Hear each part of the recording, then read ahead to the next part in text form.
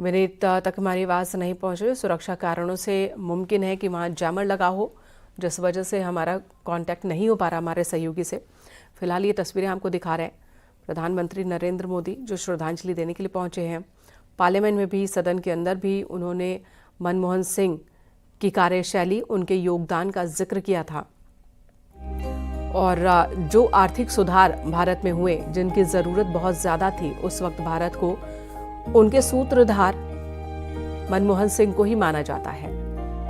बहुत अच्छे अर्थशास्त्री मनमोहन सिंह, जिन्होंने कमान संभाली जब कांग्रेस की गवर्नमेंट थी और उस वक्त वित्त मंत्रालय की जिम्मेदारी मनमोहन सिंह को दी गई थी, जबकि कोई राजनीतिक अनुभव उनका नहीं था। फिर उन्हें ये जिम्मेदारी दी गई थी और इसके पीछे की वजह यही बताई जा रही है कि तब के प्रधानमंत्री नरसिम्हा राव ने उन्हें ये जिम्मेदारी इसलिए दी थी क्योंकि लोक लुभावन वित्त मंत्री नहीं चाहिए था, देश को मजबूत अर्थव्यवस्था देने वाला वित्त मंत्री चाहिए था और इस वजह से मनमोहन सिंह को वो कमान दी गई थी और उन्होंने अपनी जिम्मेदारी को बखूबी निभाया था। देश को बहुत ही खराब आर्थिक व्यवस्था से बाहर निकाला था और उनके इस योगदान को कभी नहीं भुलाया जा सकता।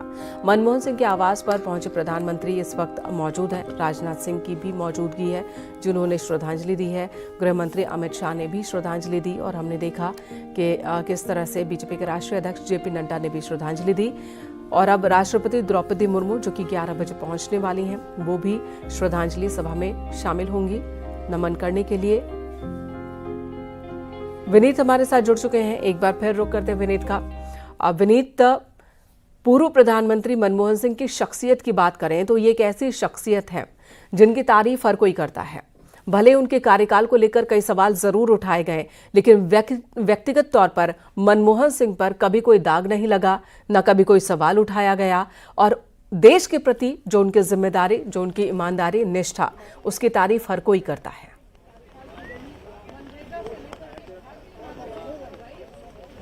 जी निश्चित तौर पर मैं आपको बताना चाहूंगा कि प्रधानमंत्री नरेंद्र मोदी जो है अब से थोड़ी देर पहले उन्हें श्रद्धांजलि देकर के निकले हैं। लेकिन अगर हम पूर्व प्रधानमंत्री मनमोहन सिंह की शख्सियत के बारे में बात करें तो उनकी शख्सियत को जो है वो पूरा देश जो है वो समझता है। अगर हम बात करें आर्थिक उदारीकरण की बात करें, जिस तरह से आर्थिक उदारीकरण को लेकर के उन्होंने काम किए थे, राव मनमोहन मॉडल की जो बात है वो लगातार की जाती है। जब देश एक आर्थिक संकट में था, 90 के दशक के शुरुआती समय में देश में जब आर्थिक संकट थी, उस वक्त उन्होंने रिफॉर्म जो है वो लाए थे।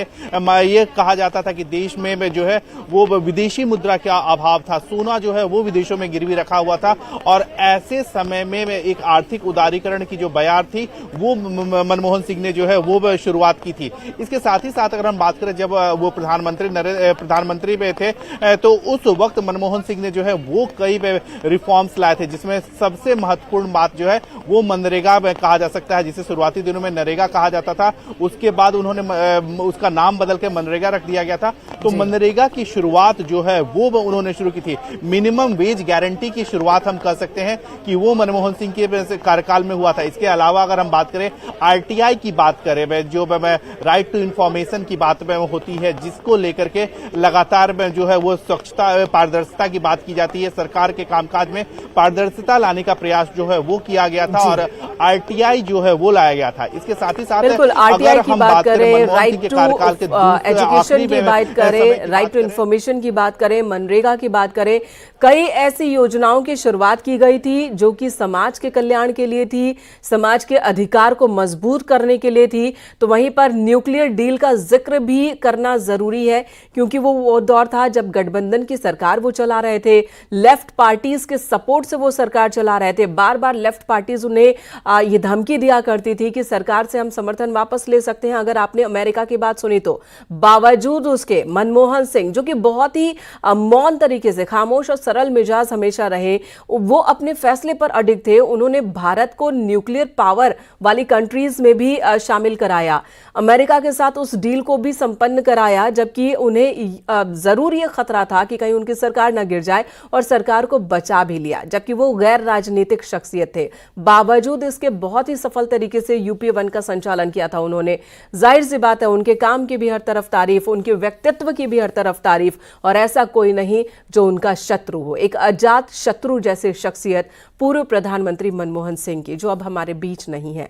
धन्यवाद आपका विनीत, आपके पास आगे भी आते रहेंगे। तो इस वक्त पूर्व प्रधानमंत्री मनमोहन सिंह के आवास पर लोगों के पहुंचने का सिलसिला जारी है। प्रधानमंत्री ने उन्हें श्रद्धांजलि दी।